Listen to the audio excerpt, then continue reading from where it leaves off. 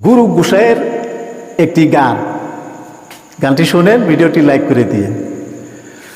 ওস্তাদ মিলে পথে ঘাটে, ওস্তাদ মিলে পথে ঘাটে, শিষ্য মিলা বিষম দায়, বিষম দায়, সলোমন গুরুর পাঠশালায়, সলোমন গুরুর পাঠশালায়।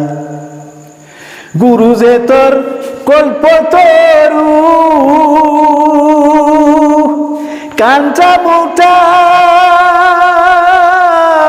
শাখা সরু, মোটালেতে থাকে গুরু, মোটালেতে থাকে গুরু, ধরতে গেলে জান পাতায়, জান পাতায়, সলোমন গুরুর পাঠশালায়, সলোমন গুরুর পাঠশালায়। উস্তাদ মিলে পথে ঘাটে, উস্তাদ মিলে পথে ঘাটে, শিষ্য মিলা বিষম দায়, বিষম দায়, সলোমন গুরুর পাঠশালায়। ভাই, উস্তাদ মিলে পথে ঘাটে, শিষ্য মিলা বিষম দায়। আজকের পীর মুর্শিদ গুরু গোসাইয়ের অভাব নাই, কিন্তু ভাই প্রকৃত শিষ্য ভক্ত পাওয়া যাইতেছে না। ভক্ত বহুত আছে, ভক্তের অভাবও নাই, পীরের অভাবও নাই, কিন্তু ভক্ত হইলেই হবে না।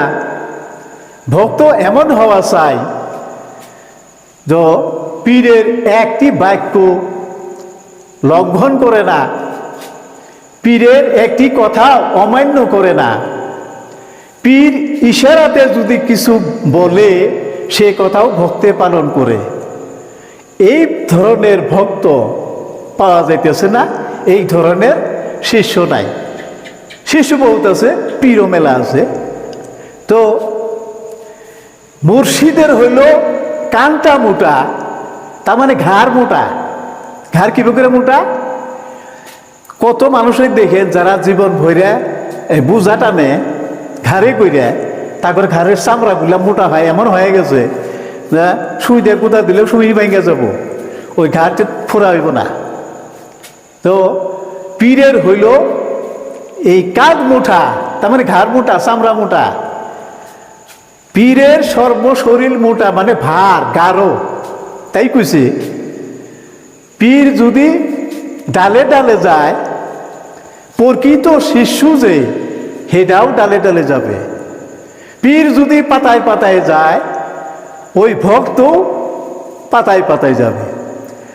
আর ওই রকম ভক্ত যে হয়েছে তারই কাছে পীর যায় হাজির হয়, আর ওই ভক্তের কথা সব সময় পীরের মনে থাকে। সমস্ত ক্ষেত্রে ওই ভক্তের জন্য পীর দোয়া করে থাকে। তাই বলছে মুর্শিদে কয় কথা ধরো, পীরের চেয়ে শিশু বড়। মুর্শিদে কয় কথা ধরো, পীরের চেয়ে শিশু বড়। যদি গুরু ধরতে পারো, যদি গুরু ধরতে পারো, আসবে তিনি নিজ ইচ্ছায়, নিজ ইচ্ছায়, সলোমন গুরুর পাঠশালায়, সলোমন গুরুর পাঠশালায়। উস্তাদ মিলে পথে ঘাটে, উস্তাদ মিলে পথে ঘাটে, শিষ্য মিলা বিষম দায়, বিষম দায়, সলোমন গুরুর পাঠশালায়। শিষ্য হওয়া এত সহজ নয়, যে কান্দে লয় গুরুর বোঝা, তার শিষ্য কয়। ভাই রে ভাই, তারে শিষ্য কয়। শিষ্য হওয়া এত সহজ মুখের কথা নয়, যে কান্দে লয় গুরুর বোঝা, তারে শিষ্য কয়। ভাই রে, তার শিষ্য কয়। মুর্শিদে কয় কথা ধরো, পীরের চেয়ে শিশু বড়। যদি গুরু ধরতে পারো, যদি গুরু ধরতে পারো, যদি গুরু ধরতে পারো, আসবে তিনি নিজে ইচ্ছায়, নিজে ইচ্ছায়। চলো মন গুরুর পাঠশালায়, চলো মন গুরুর পাঠশালায়। উস্তাদ মিলে পথে ঘাটে, উস্তাদ মিলে পথে ঘাটে, শিষ্য মিলা বিষম দায়, বিষম দায়। চলো মন গুরুর পাঠশালায়। শিষ্য হওয়া এত সহজটা। পীর একটা বোঝা নিয়ে যাইতেছে, শিষ্য সামনে পড়ল।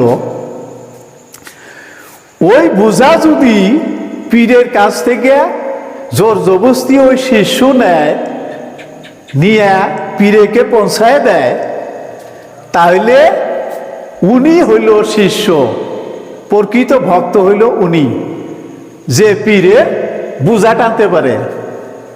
পীর একটা ব্যাগ ঘাড়ে করে নিয়ে হয়তো বাজারে যেতেছে, আর শিষ্য দেখলো আমার হুজুর বাজারে যাইতেছে ব্যাগ নিয়ে, আর সাথে সাথে গল্প করতে করতে যাইতেছে। পীরের ঘাড়ে যে ব্যাগটা আছে এটা লক্ষ্য করতেছে না, এইটার হিসাব নাই, খেয়াল নাই। পীর কি নিচে নিচেই, শিষ্য গল্প করতে করতে যাইতেছে। এইটা প্রকৃত ভক্ত না। ভক্ত হলে উনি যে দেখছে পীরের ঘাড়ে বোঝা, তাড়াতাড়ি করে নিয়ে নিজের মাথায় নিয়ে পীরকে পৌঁছাই দিল, উনি হলো ভক্ত। তাইলে দেখেন ভাই, ভয় তো আমরা বহুত মানুষে পড়ছি, পীর বহুতেই ধরছি, শিশু বহুত হয়েছি, বড় বড় শিশু বড় বড় গল্প করে বেড়াই, তারপরে দুইটা গান শিখছি আর বড় ভক্ত, তারপরে পীরের 10টা টাকা দান করলাম, আমি বড় ভক্ত। এই ধরনের ভক্ত হইয়া লাভ নাই, কাম হব না। ভক্ত ওইভাবে হও যে পীরের অন্তরে উঠতে পারতেছে, যে পীরের বোঝা টানতে পারতেছে। সমস্ত আপদ বিপদে যে পীরের সাথী হয় তিনি হলো ভক্ত।